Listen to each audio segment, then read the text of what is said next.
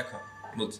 আচ্ছা, আজকে আমরা কাজ করব যে query callback ফাংশন নিয়ে কাজ করব। এটা হচ্ছে আমাদের পূর্বের কোড।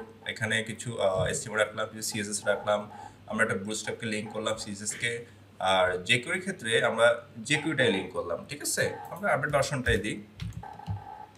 3.7.1 বর্তমান আপডেট চলছে এটা jQuery.me.js। ওকে, আমরা কাজ করবো এখন jQuery যে কলব্যাক ফাংশনটা আছে, যে একটা ফাংশন শেষ হলে আরেকটা ফাংশন চালু হবে, সেটা বলতেছে আমরা কি কলব্যাক ফাংশন। অ্যাগেইন ফাংশনটা কল করতেছি। ঠিক আছে? আচ্ছা, মানে একদম সহজ অর্থে আর কি।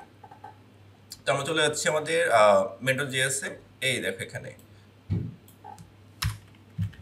ধরো এই যে আমার কোডটা। ঠিক আছে? আমরা এখানটা অ্যানিমেশনের কাজ করছিলাম। ঠিক আছে? সেটা দেখে আসি আমরা কেমন দেখাচ্ছে এটা আসলে। এখান থেকে আমরা চলে যাচ্ছি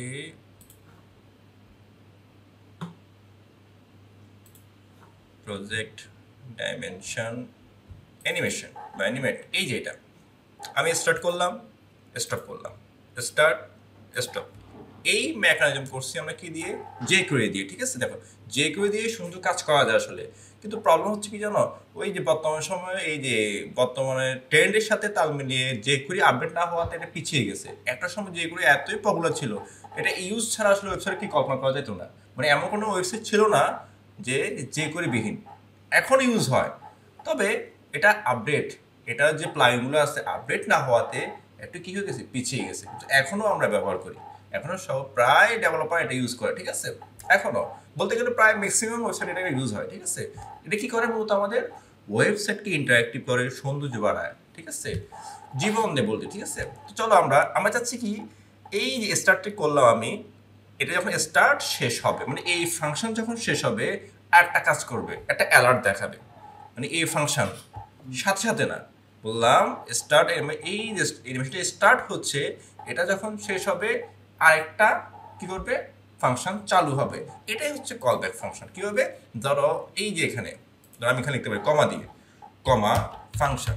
এই যে আমি অ্যাগেইন আবার কি লিখলাম, দেখো ফাংশনের ভিতরে আবার ফাংশন লিখলাম, অ্যাগেইন আবার লিখলাম কল ব্যাক ফাংশন। ওকে, এখানে লিখে দিব ধরো অ্যালার্ট, অ্যালার্ট, এটা এখানে না, সরি,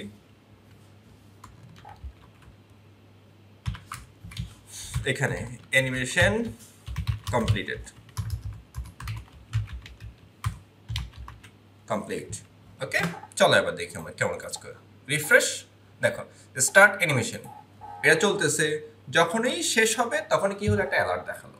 দেখছো, এটাই হচ্ছে কল ফাংশনের কাজ, যে একটা ফাংশন শেষ হওয়ার পরে আরেকটা ফাংশন কি চালু হবে।